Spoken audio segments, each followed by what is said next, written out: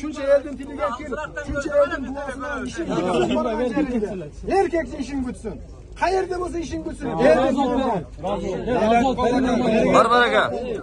2200. De.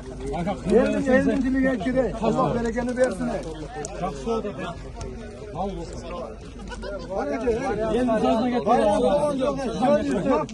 Oynaman boyunca kadar oldu. Ana bayağı dostu. Gel bana. Bana bakın despot dost adamsın.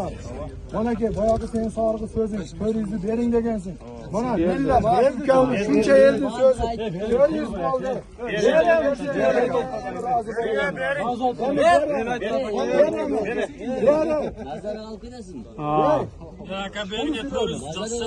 Bazar bir kızı.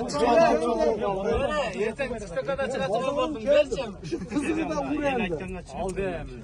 Ya nerede? Yazsın mı? Nerede? Vardı. Yok. Vardı. Yok. Vardı. Yok. Dersin. Dere.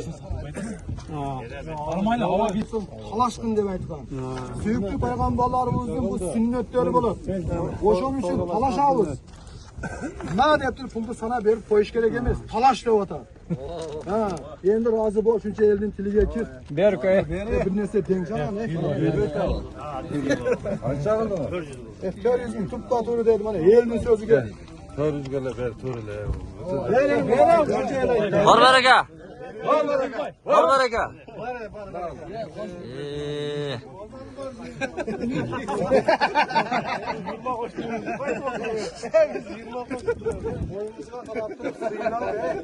Sünnet tarafı var mı?